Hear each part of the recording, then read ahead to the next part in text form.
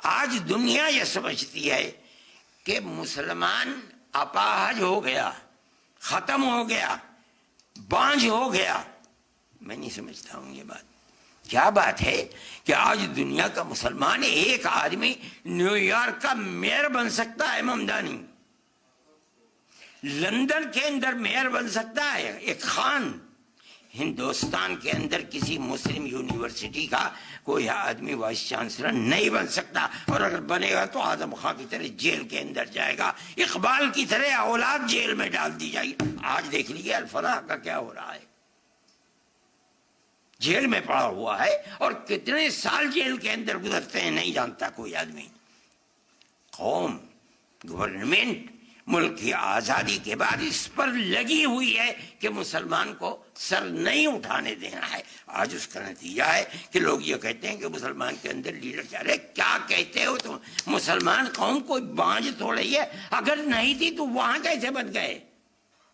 यहां किसी यूनिवर्सिटी का वाइस चांसलर नहीं बन सकता आदमी।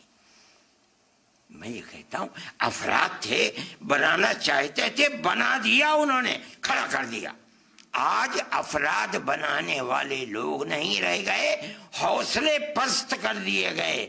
गवर्नमेंट चाहती है कि इनके पैरों के नीचे से जमीन निकल जाए। आज निकली हुई है जमीन। आज दुनिया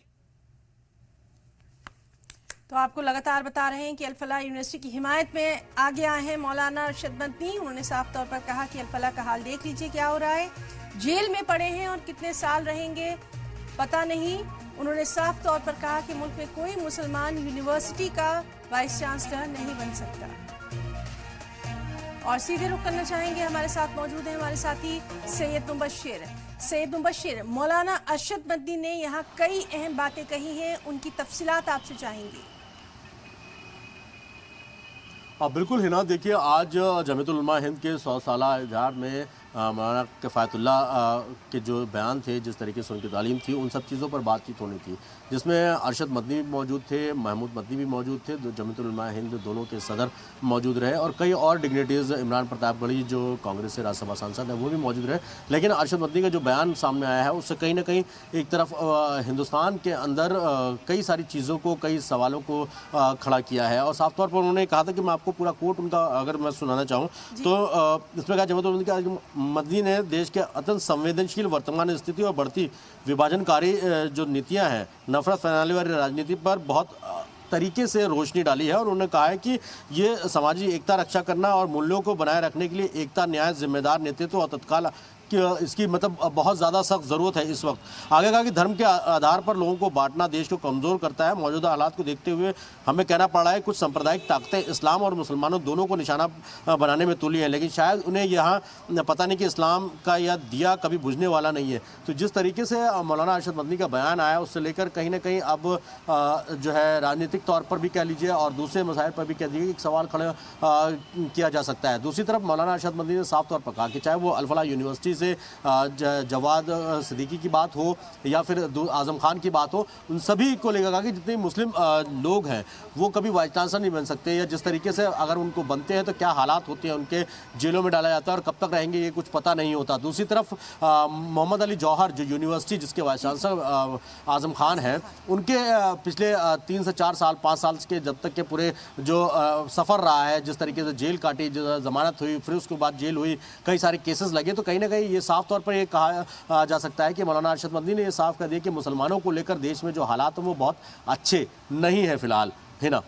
बिल्कुल सैयद मुबश्शिर, और इस तरह का इजहार फिक्र वो पहले भी कई बार कर चुके हैं, लेकिन अल-फलाह यूनिवर्सिटी को लेकर जिस तरह से उन्होंने हिमायत की है उसके काफ़ी मायने भी निकाले जा रहे हैं। हम ये भी समझने की कोशिश करेंगे और क्या अहम बातें उन्होंने यहाँ पर कही हैं। ख़ास तौर पर हम देख रहे हैं कि मुसलमानों को लेकर अब मुल्क के जो हालात हैं इसको लेकर मौलाना अरशद मदनी लगातार इजहार ख्याल करते रहे हैं।